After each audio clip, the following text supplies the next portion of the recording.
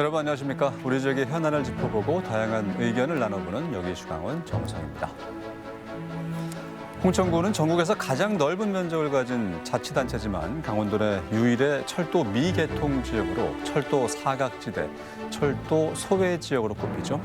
철도망 구축은 홍천군의 최대 현안이자 수건 사업입니다. 그런데 최근 용문홍천 광역철도 사업이 예비 타당성 조사를 최종 통과하면서 철도 교통의 새 지평을 열게 됐습니다. 오늘 이 시간에는 강원 지역 최초의 광역철도 사업인 용문홍천 광역철도 사업의 청사진을 그려보고요. 또 기대 효과에 부응하기 위해서 어떤 준비가 필요한지 다양한 의견 나눠보도록 하겠습니다. 오늘 함께해 주실 두 분 소개해드리죠. 먼저 장용기 홍천군 미래성장 추진단장 나오셨습니다. 안녕하십니까? 예, 반갑습니다. 그리고 장진영 강원연구원 연구위원도 함께하겠습니다. 네, 안녕하십니까? 네. 지난 12월 22일이었죠. 용문홍천 광역철도 건설 사업이 예비 타당성 조사를 통과했습니다. 용문홍천 광역철도는 경기도 양평 용문역에서 강원도 홍천을 잇는 총연장 32.7km 규모의 신규 철도 노선입니다. 기존 경의중앙선에서 분기되는 형태로 건설이 되는데요. 2021년 제4차 국가철도망 구축 계획에 반영된 이후에 비수도권 광역철도 선도 사업으로 선정이 됐고요. 지난 2024년 2월 예비 타당성 조사에 착수한 끝에 사업 추진이 확정됐습니다. 자, 단장님, 예비 타당성 조사 결과를 정말 애타는 마음으로 기다리셨을 텐데 2025년 작년 내에 발표될 걸로 예상하셨고 결과도 예측하셨는지 궁금하고요. 또 발표 후에 홍천군과 국민들 반응 어땠습니까? 예, 저희가 예비 타당성 조사는 2024년 2월에 착공을 해서 지금 최대 기간은 2년이기 때문에 예. 25년도에 발표는 예상하고 있었습니다. 다만 예타 통과 여부에 대해서는 확신보다는 저희가 사활을 걸고 예. 사투에 가깝게 업무를 추진했고요. 단장으로서는 좀 책임감과 그다음에 그 심리적 부담감은 사실 매우 컸습니다. 네. 특히 지난 9월에 대통령께서 춘천을 방문해서 타운 미팅홀에서 국토부 장관께서 예비 타당성 조사를 반드시 통과시키겠다는 그런 약속으로 해서 네. 강원 도민과 홍천 군민들은 기대감이 엄청 올라갔었고요. 특히 정치권에서도 그런 예타 통과라는 그 기류 변화 현상이 좀 감지되지 않았나. 그래서 좀 통과에 대한 그런 자신감은 조금 네. 갖고 있었습니다. 특히 그 예타 통과된 이후에는 지금 홍천 군민에서는 축제 분위기인데요. 그렇겠네요. 그동안 이제 많은 어려움 끝에 왔기 때문에 지금은 모두가 기쁘게 환영하고 있고요. 네. 지금 홍천군 어딜 가더라도 현수막이 아주 저 도배를 하다시피 이렇게 돼 있기 때문에 우리 홍천 군민의 힘과 강원 도민 이렇게 같이 합작으로 이루어져서 낸 결과라고 네. 그렇게 평가하고 싶습니다. 그야말로 홍천군은 예타 통과 이후에 축제 분위기군요. 예. 알겠습니다. 연구위원님은 강원의 교통계획을 지속적으로 연구해 오셨는데 이번 결과 예측하셨을까요? 어땠습니까? 예측했다기보다는 예측하기 위해서 성공하기 위해서 이제 노력했다라고 하는 표현이 좀 맞을 것 같고요. 네. 사실 처음 착수할 때만 해도 그 통과 성공률이 그렇게 높지는 않다라고 저도 생각은 했습니다. 그리고 사업 진행하면서 중간중간 암초들도 발생을 하고 했는데 예. 그때마다 어떤 기회들이 좋은 기회들이 좀 연결이 되고 하면서 점점 성공률이 올라가겠다라는 예상은 했고요. 그러기 위해서 좀 많은 노력을 했고 무엇보다도 이제 홍천군민이라든가 네. 홍천군 그리고 강원도 관계자분들이 좀 많이 애써주시고 내일처럼 해줬기 때문에 가능했다라고 생각을 하고 있습니다. 알겠습니다. 홍천 철도망 구축 사업이 정말 100년에 기다린 100년의 수건 사업이라고 하지 않습니까, 단장님? 100년의 염원이라고 하는 이유가 뭔지 용문홍천 광역철도 건설의 당위성은 이것이다. 좀 설명 좀 해주시죠. 예, 저희 홍천 광역철도 사업은 진짜 역사적으로 눈물겼습니다. 네. 1920년 3월 14일에 대한매일신보에 의하면 춘천에서 홍천군 서면 반곡리에서 네. 인제까지 이어지는 경춘선 연결 철도 계획이 있었습니다. 그 이후 1937년도에는 홍천군과 인제 군민이 양평군 용문면 일대에서 11,000명의 서명부를 받아서 진정서를 정부에 제출한 역사 문헌도 있고요.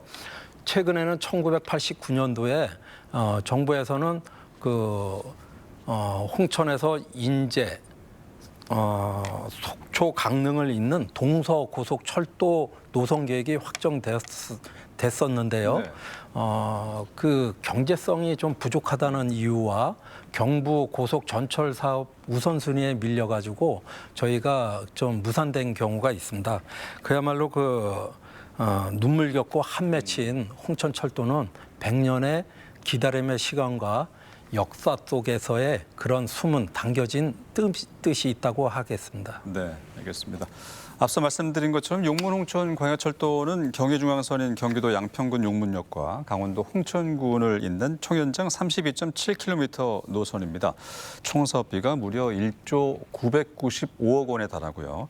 이 사업이 완료되면 홍천 용문 간 이동 시간은 기존 버스가 69분, 승용차가 40분 걸렸는데 이 광야철도를 이용하게 된다면 24분으로 획기적으로 단축이 되고요. 서울 용산까지 1시간대 접근이 가능해질 걸로 보입니다. 2007년 중앙선 복선철도 개량 사업의 연계 사업으로 예타를 받았지만 경제성 부족으로 탈락을 했고요. 이후에 2024년 2월에 예타에 착수해서 재도전 18년 만에 지금의 결실을 맺게 됐습니다.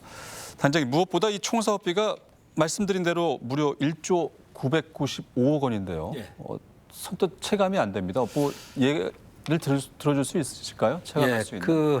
1조는 네. 2024년도 우리나라 국가 예산이 656조 원입니다. 여기에 약 0.156%이고요. 홍천군의 1년 예산이 약 8,500에서 9,000억 정도인데 약 2,000억이 더 많습니다. 네. 엄청난 큰 돈이고요. 또 한 사람이 매일 100만 원씩을 쓴다고 가정하면은 네. 무려 2,740년을 써야 한답니다.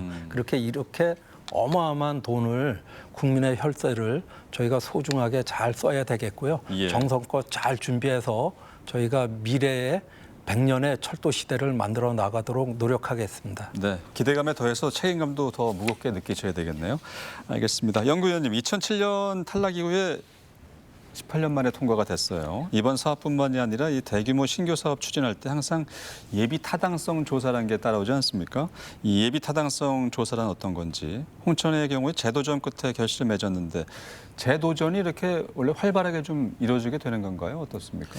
예, 일단 순서대로 좀 말씀을 드리면 예비 네. 타당성 조사가 강원도민들한테는 좀 안 좋은 의미로 느껴질 겁니다. 어떤 벽처럼 느껴질 건데 예. 이 제도 자체는 이제 99년에 IMF를 계기로 재정을 효율화를 시켜야겠다라는 의미로 이제 도입이 되게 되었고요. 이런 것 때문에 재정 건전성에 많은 기여를 한 것도 사실입니다. 네. 다만 좀 그동안 지적받아 왔던 것 중에 하나가 지역 간 불균형을 심화시켜 왔다. 이런 지적이 끊임없이 있어 왔고요. 이러한 지적 때문에 2019년에 한번 대대적인 제도 개선이 있었습니다. 예. 이때 제도 개선 중에 하나가 경제성에 대한 비중을 좀 낮추고 다른 요인들을 좀 올리고 하는 작업들이 있었는데 이런 것들 때문에 최근에는 이제 BC가 낮더라도 경제성을 확보하지 못하더라도 예타를 통과하는 사업들이 좀 다수 있었습니다. 네. 그렇기 때문에 그 예전에는 제도 개선 전에는 그래도 BC가 0.9는 나와야지 어떻게 보면 될까 안 될까 이게 커트라인이라고 좀 볼 수가 있어. 높았군요. 예, 그 정도였습니다.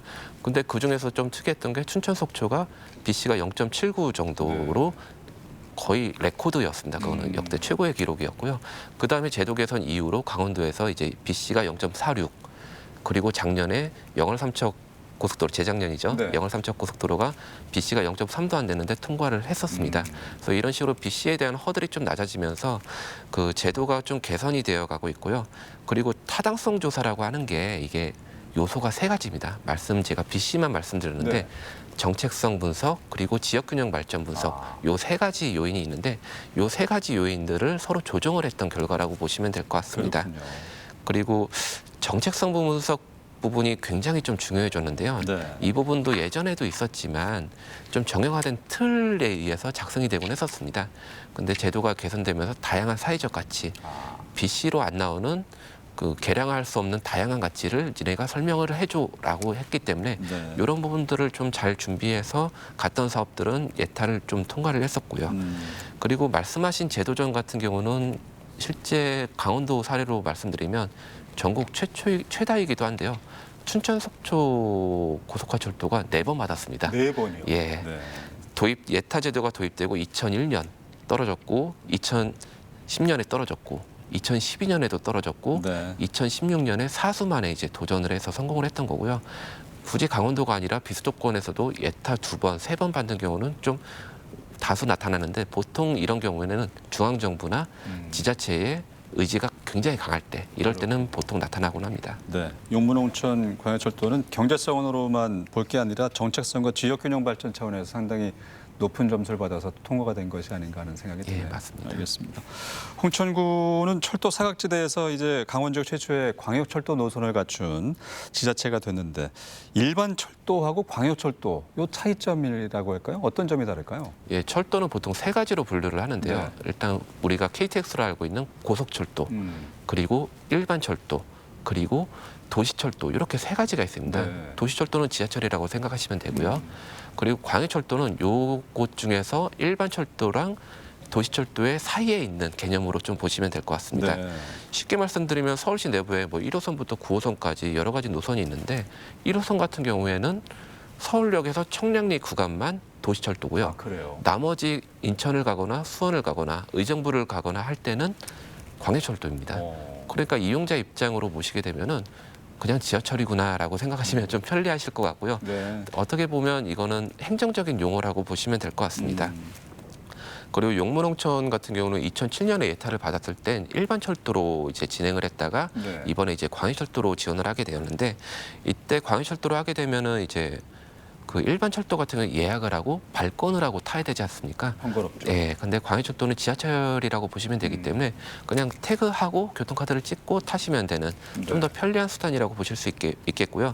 대신에 상대적으로 속도는 좀 떨어질 수밖에 없고 그렇군요. 자주 정차할 수밖에 없다라는 점이 있습니다. 그리고 사업비 측면에서 좀 차이가 있더라면 일반 철도 같은 경우는 국비 100%로 이제 국가에서 이제 전적으로 부담을 하게 예. 되는데 광역철도 같은 경우는 지방에서도 30% 정도는 부담을 해야 되는 그런 차이가 좀 있습니다. 그리고 여기서 제가 말씀드린 거에서 약간 의문을 가지시는 분들이 좀 있으실 것 같은데 경춘선에서 지하철을 탄 적이 있는데 왜 강원도 최초의 광역철도라고 하지라고 생각하시는 저도 분들이 그런 경험이 있네요. 예, 있으실 겁니다. 네. 근데 그 경춘선 같은 경우는 일반 철도로 사업을 했고 그 이후에 ITX가 다니면서 전동 열차를 같이 투입해서 네. 하게 된 케이스고요. 마찬가지로 용문홍천 광역철도는 광역철도 사업법의 관련법에 의해서 이제 지어지는 거기 때문에 광역철도라고 하는 거고 나중에 좀 더 활성화되면 일반 철도도 다닐 수 있는 이런 철도만의 특징이 있다라고 볼 수가 있겠습니다. 그렇군요.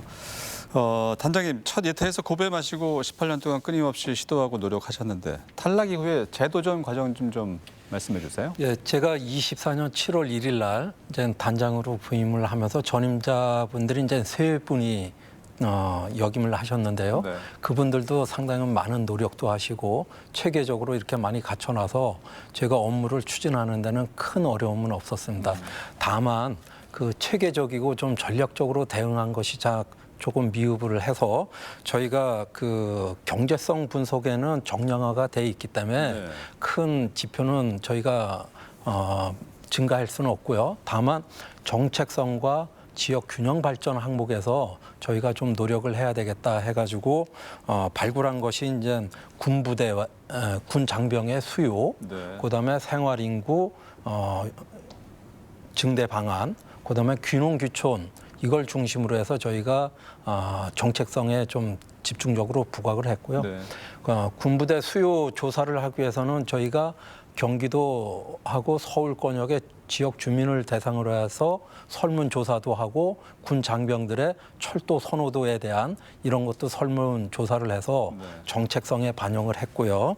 또한 저희가 그 철도 연계를 해서 생활인구 활성화 지원 대책을 마련하기 위해서 작년 7월에 조례도 또 한번 제정을 해놨습니다. 네. 그리고 또 하나는 그 저희가 대외적으로 좀 활동을 많이 하기 위해서 매년 철도의 날을 그 국토부 주관해서 운영을 하고 있는데요. 네.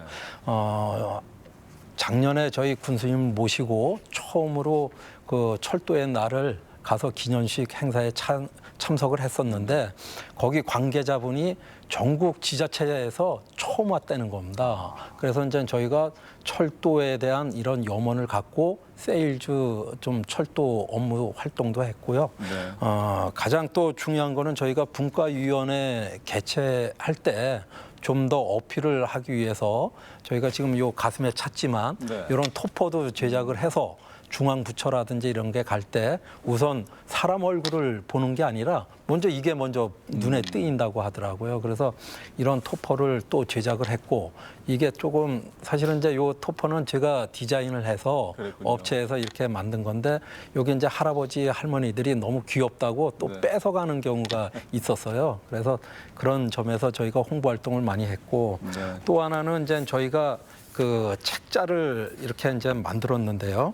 그 할아버지 할머니들이 이제 이 철도 그림을 예. 염원하는 이런 직접 그림을 그리셨나요? 예예. 그래서 이제 할아버지 할머니들이 그렸고 또한 저 유치원 아이들까지도 이걸 그림을 소중하게 120점을 저희한테 전달을 해줘서 네. 이런 내용을 잘 담아가지고 그동안 한 홍보 활동하고 또 지역 사회 단체에서 성명서와 건의서도 또 채택을 한 게 있습니다. 그래서 그런 내용까지 편집을 해서 책자를 만들어 가지고 중앙부처라든지 그다음에 대통령실도 발송을 했고요. 그다음에 철도 관련된 그런 협회라든지 언론사에도 네. 다 배포를 해서 저희가 그 외타에 통과하기 위한 다각적인 그런 홍보 전략을 네. 추진했다고 말씀드리겠습니다. 홍천군과 지역 주민의 그 정책성 균형 발전에 맞는 통과를 위한 세심하고 정말 눈물 나는 노력이 보여집니다. 알겠습니다. 그리고 연구위원님도 이 과정을 쭉 지켜보셨을 텐데 뭐 덧붙이실 말씀 있으실까요? 저희 연구원의 선배님의 표현을 좀 빌리자면은 네. 살아생전에 강원도에 광역철도가 들어올 거라고는 생각도 못했다라고 그 하셨습니다. 정도였습니까? 왜 그러나 하면 이게 수요가 낮거나 이런 문제가 아니라 제도적인 문제 때문인데요. 네. 용문홍천 철도 사업 같은 경우는 정부 정책의 영향을 좀 많이 받은 사업입니다. 21년에 이제 4차 국가 철도망 계획에 반영이 될 때 일반 철도가 아니라 광역 철도로 반영이 되면서 예. 이게 어떻게 가능하지라고 했던 부분이 관련 제도가 홍천에는 광역철도가 들어올 수 없는 구조였기 때문입니다. 왜 그러나 하면 광역철도에 대한 지정 기준이 있는데요.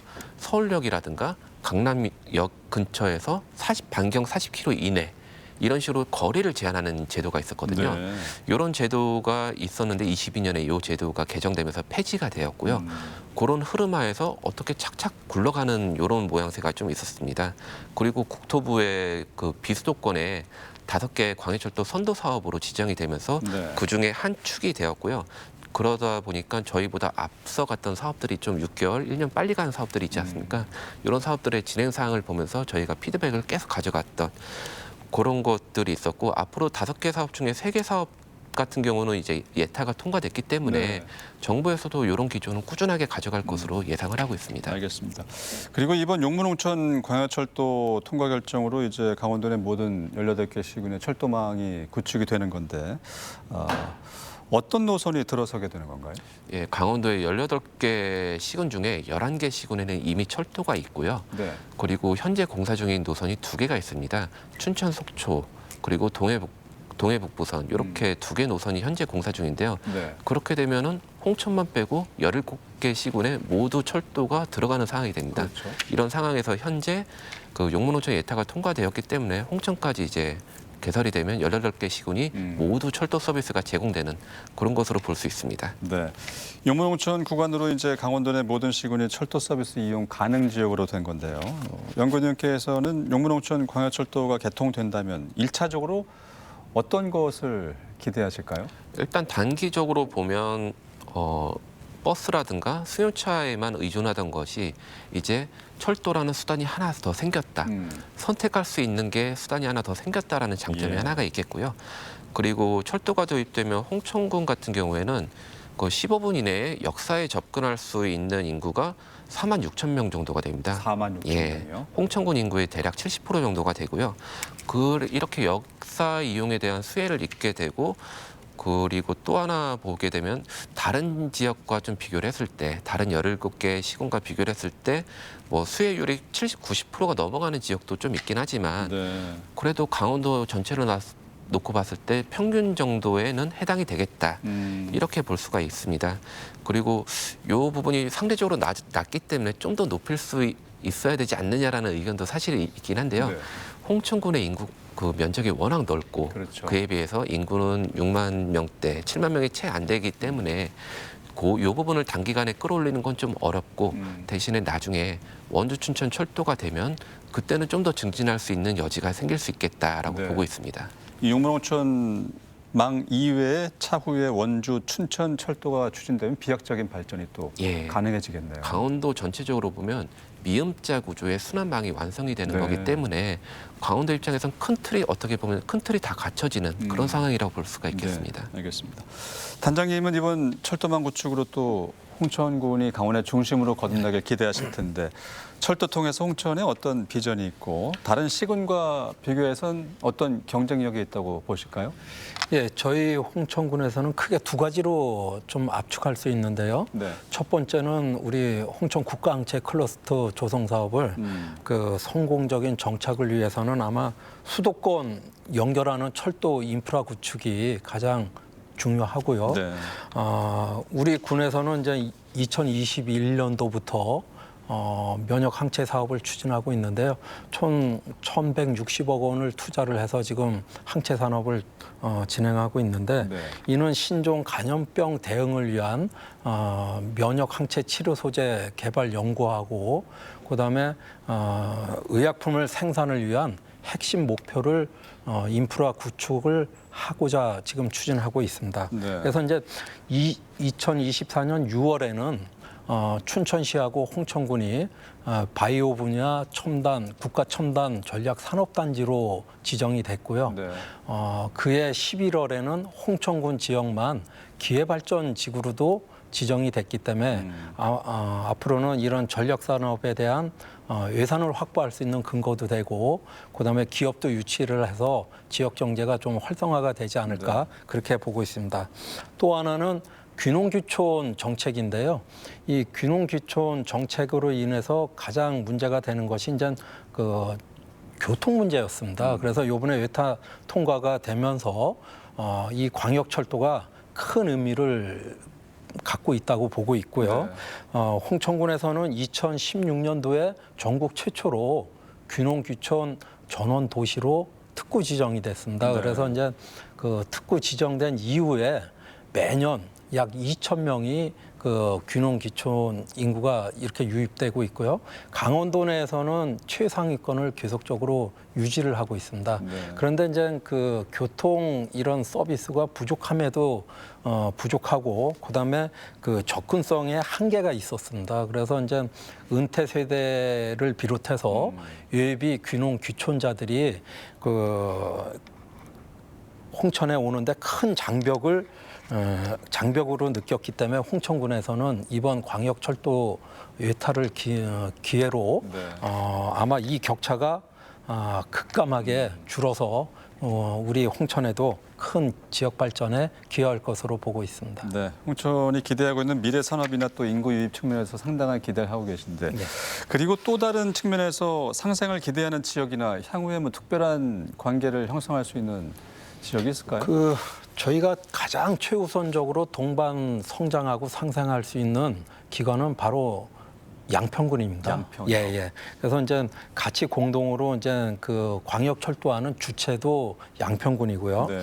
양평군 같은 경우는 청운면에는 이제 수박 축제, 단월면에는 고로쇠 축제라는 전국 인지도가 상당히 높고 이게 발전되고 있는데 그 청운면 같은 경우는 저희가 홍천군 남면하고 자매 교련도 맺고 있어서 활발하게 지금 접촉되고 있고요. 앞으로도 동반 선장할 수 있는 그런 기회가 있다고 보고요. 네. 특히 양평군에서는 용문역에 KTX를 운행하려고 지금 역점 시책 사업으로 추진하고 있는데요. 저희가 양평하고도 계속적으로 협의를 하면서 공동 대응을 하겠다는 네. 그런 이제 저희가 협약도 좀 체결을 하면서 대응을 하고 있고요. 향후 이런 용문역에 KTX가 들어온다라면 향후에도 우리 홍천역까지 KTX가 네. 연결이 될 수 있기 때문에 저희는 적극적으로 양평군하고 좀 협력을 할 기회가 있고요. 또 하나는 이제 그 서울, 경기 수도권 배후도시 홍천에는 이런 철도 개통 시에 보면은 이제 그 버스가 버스로 운행했을 때는 한 45분에서 45분이 걸리는데 네. 철도로 운행했을 경우에는 약 24분으로 아주 대폭적으로 반으로 단축이 주네요. 됩니다. 또한 청량리까지는 약 2시간에서 이거를 1시간 40분대로 갈 수가 있고요. 그래서 이동 가능 버스라든가 자가용 이동 시에 그 교통 혼잡이라든가 이런 거 감안한다면 획기적인 철도 정책 사업이 되겠고요. 특히나 이제 그 원주에서부터 춘천까지 제5차망 그 철도망을 반영하려고 강원도에서 지금 노력하고 있는데요. 이것을 반영하기 위한 마중물은 바로 홍천역이다. 그래서 하루빨리 용문에서 홍천 그 광역철도가 이루어져 가지고 네. 원주에서 춘천까지 이루어지는 5차만까지 이루어진다라면은 강원도에서는 철도의 르네상스 시대도 맞지 않을까 그렇게 생각하고 있습니다. 네, 알겠습니다. 그리고 이제 광역철도 건설로 인한 경제 효과 얘기도 해봐야 될 텐데 예타 통과 전이죠. 연구위원님이 지난해 3월 연구 보고서를 내셨는데 생산 유발 효과를 1조 8천억으로 분석하셨네요. 예타에 통과하고 또 구체적인 사업비가 전해지면서 분석은 좀 달라지지 않았을까도 싶은데 기대하는 경제 효과 규모에 대해서 얘기 좀 해주시죠.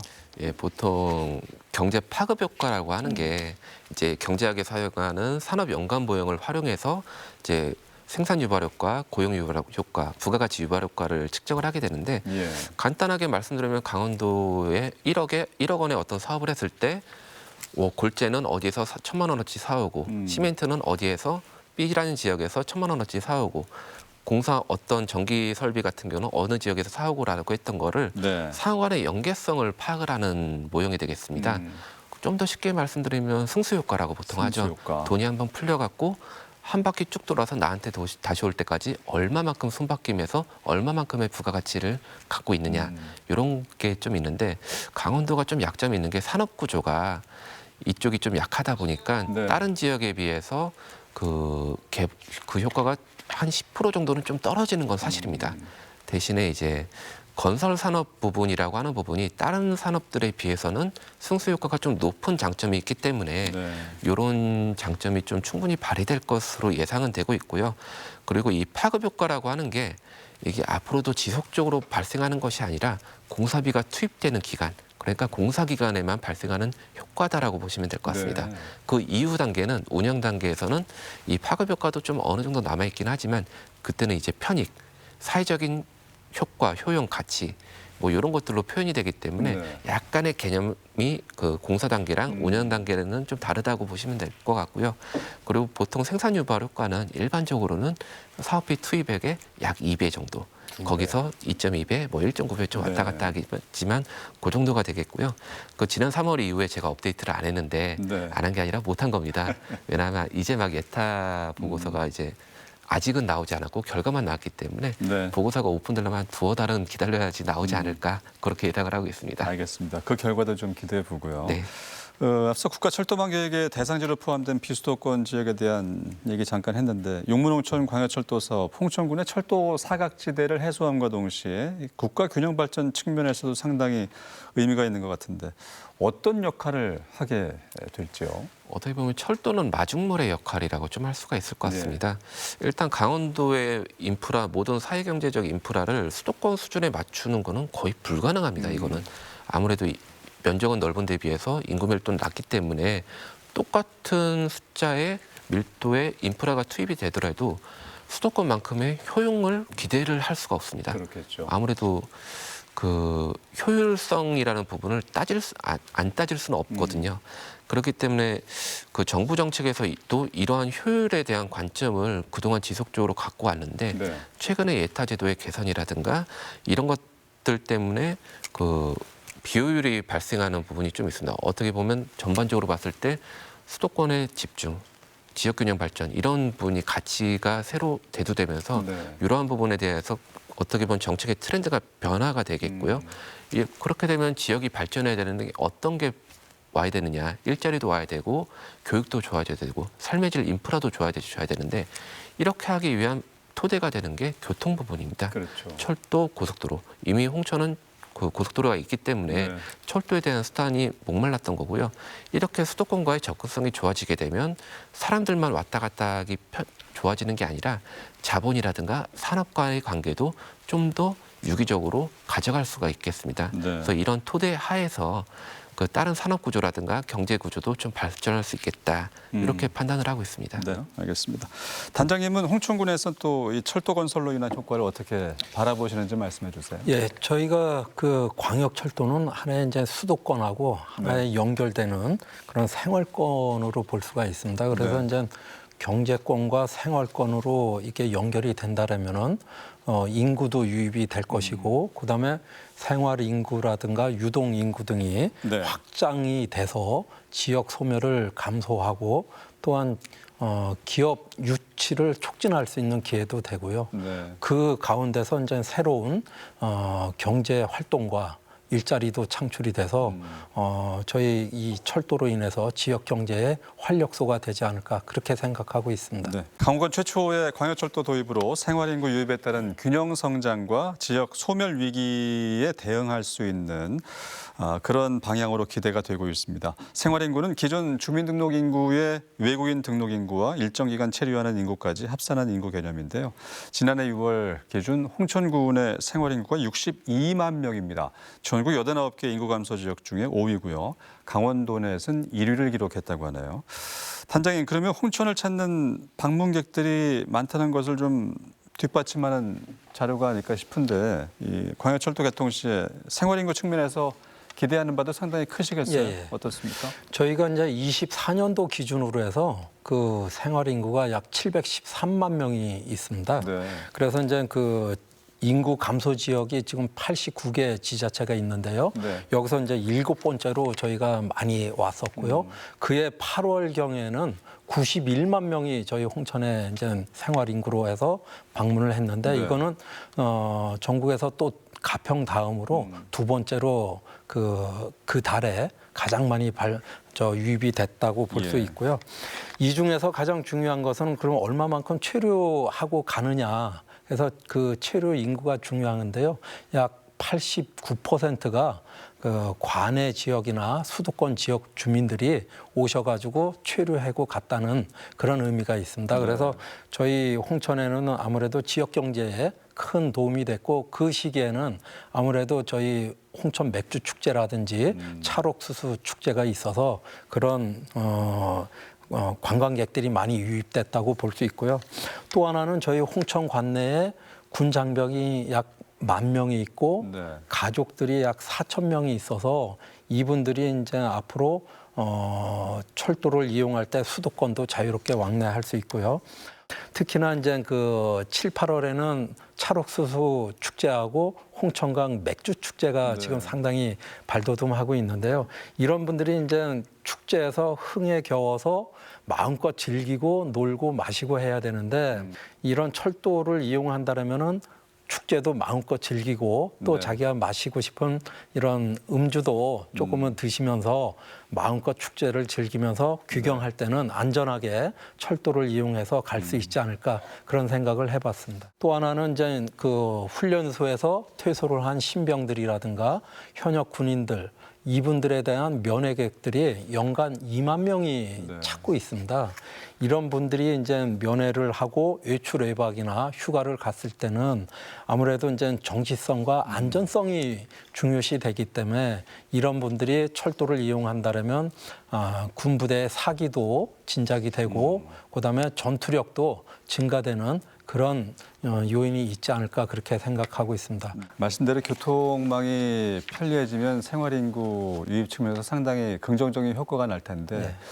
역으로 또 수도권으로의 유출을 자극할 수 있지 않을까 싶은데 완공 목표인 34년까지 여기에 대한 대책을 또 세워야 되지 않을까요? 그렇습니다. 저희가 지금 지방 소멸 도시에서 지금 극복하기 위해서 철도를 유치를 했는데 예. 지금 말씀하신 대로 또 역으로 유치될 가능성도 배제할 수는 없습니다. 그래서 저희가 홍천역과 그 양덕원역에는 좀 차별화된 그 역세권 개발 계획을 좀 구체화할 필요성이 있고요. 네. 그 홍천역 주변에는 이제 그 중앙시장이 위치하고 있고 금융과 의료, 문화, 교육 이런 체육 시설이 아주 집적화돼 있는 홍천 지역입니다. 그래서 예. 그 지역을 배제를 하고 역세권을 지금 홍천의 중심형으로 개발을 한다면 또 다른 문제가 있을 것 같아서 저희는 그 일대에 농공단지라든지 국가항체 클러스터 단지가 있기 때문에 우수한 연구 인력도 거기서 정주할 수 있도록 만들고 또한 기업 유치에 할 수 있게끔 저희가 정주 여건을 좀 만들어줘야 되겠다. 그런 쪽으로 갈 것이고요.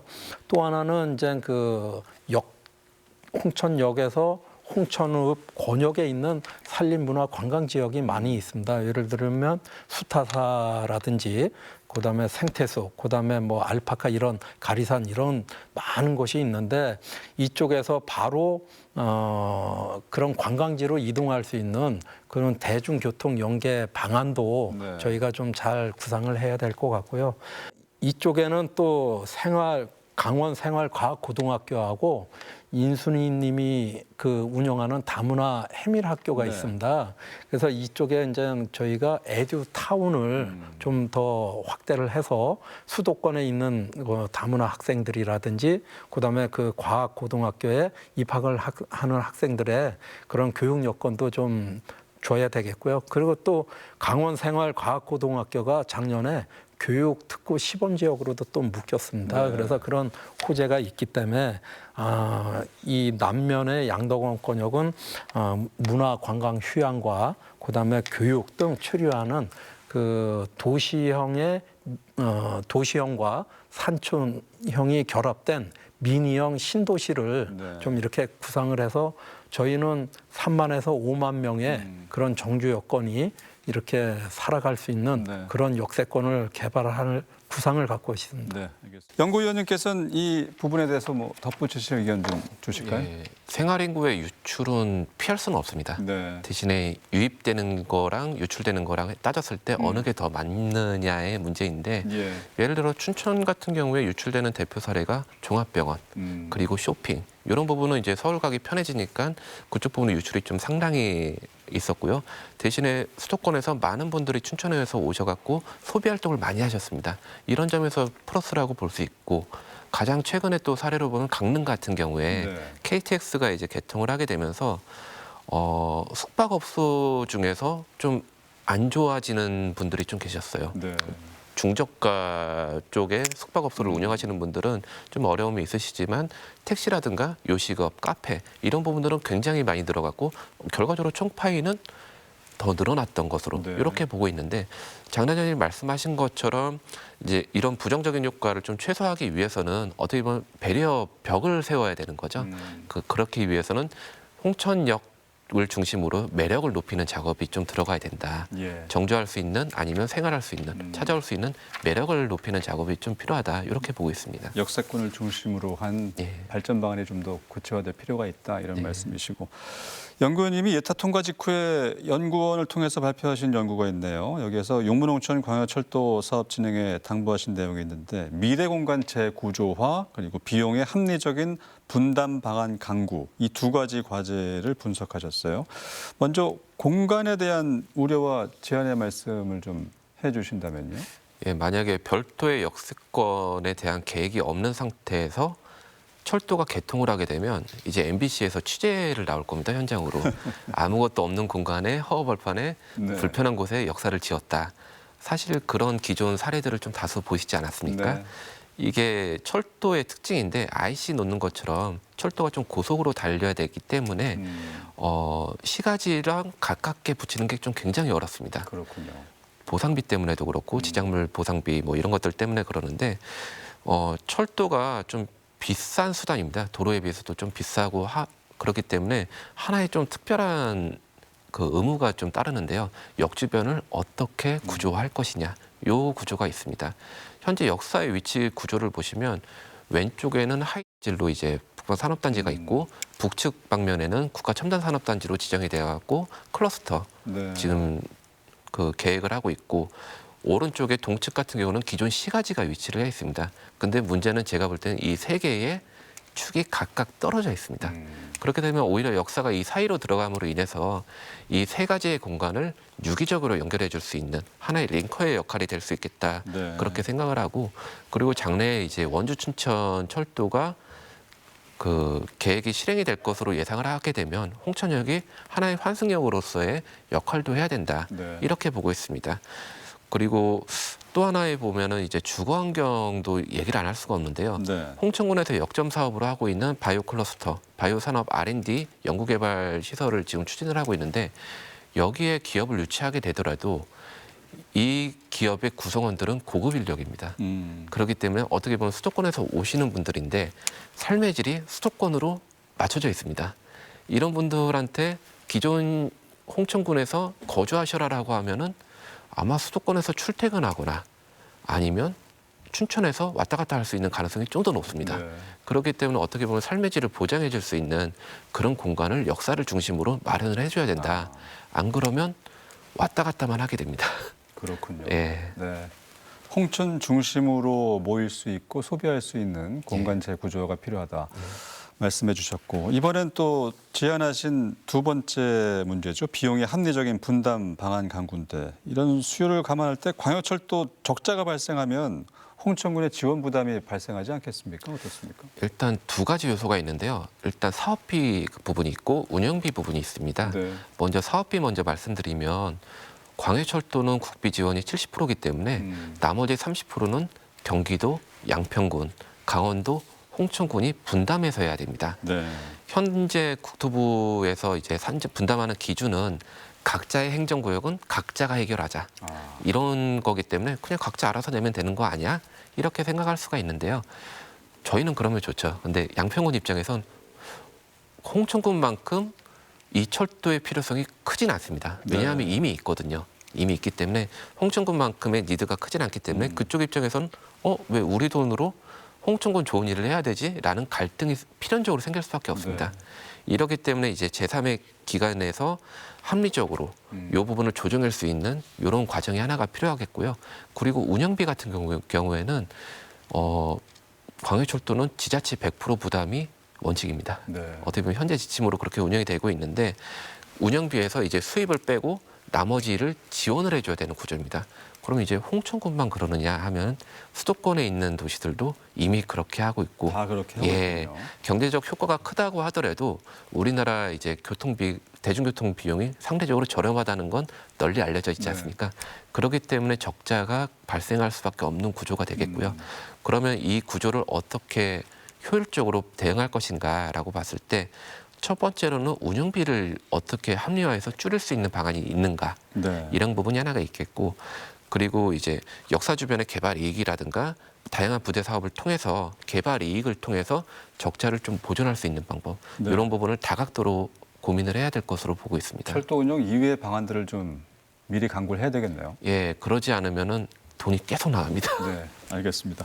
단장님, 연구위원님이 말씀하신 두 가지 우려에 대해서 어떻게 대응하실 계획이십니까? 예, 맞습니다. 지금 가장 시급한 것이 그 지자체별로 지방비 부담하는 문제가 가장 급선무인데요. 네. 지금 경기 양평, 홍천, 강원에서 지금 약 3,300억을 부담을 해야 됩니다. 네. 그중에 이제 각 지자체별로는 825억 원을 납부를 해야 되는데요. 이거는 이제 바로 내는 것은 아니고 공사 착공에서부터 준공 단계까지 연차별로 이렇게 내게 되는데 저희가 한 5년을 봤을 때 약 그 160억 정도를 매년 내야 된다. 그래서 이제 그 160억 원도 상당히 지자체에서도 부담이 되고, 그다음에 이제 또 운영비에도 그런 문제가 있기 때문에 운영비는 이제 차후에 건설된 이후에 저희가 좀 검토를 해서 나갈 것이고요. 네. 우선 지방비 부담에 대해서는 앞서도 말씀드린 바와 같이 사자 간의 협의체를 빨리 구성을 해서 분담 방식에 대해서 좀 논의를 매듭을 져야만 조기 착공을 하지 않을까 그렇게 생각을 하고요.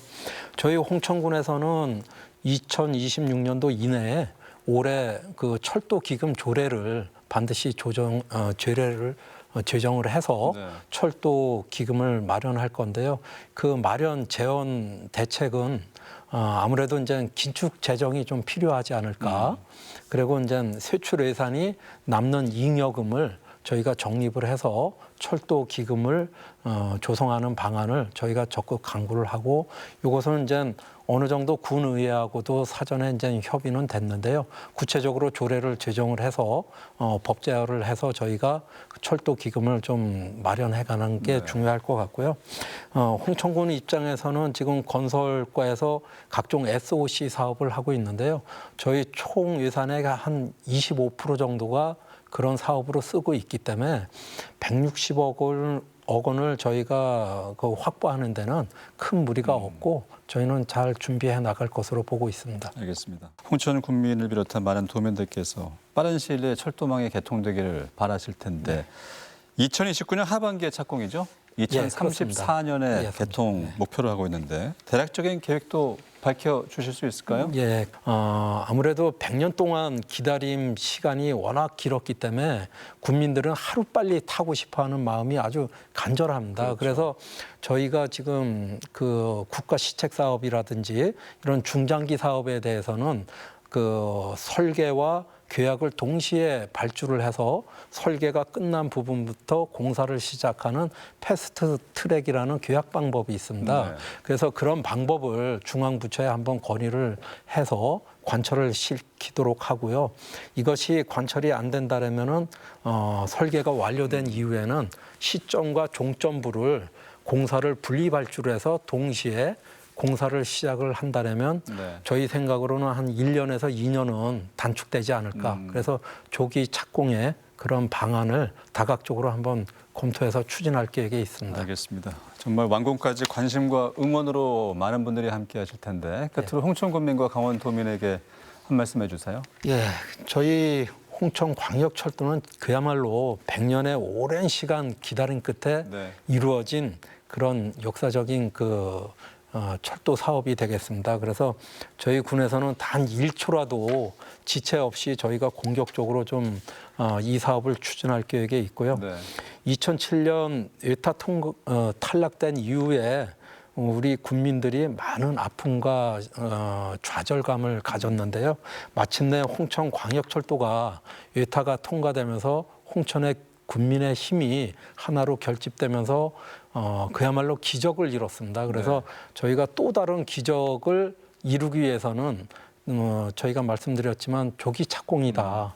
그러기 위해서는 홍천 군민이 그동안 보여준 열정과 그다음에 역량, 지혜를 다시 한번 보여주신다면 제2의 기적도 충분히 이루어낼 수 있고 그것을 저희가 행정기관에서는 최선의 노력을 다해서 만들어 가도록 그렇게 하겠습니다. 네, 연구위원님도 끝으로 한 말씀 부탁드리겠습니다. 예, 아무래도 강원도의 교통 여건이 다른 지역에 비해서 부족한 것은 사실입니다.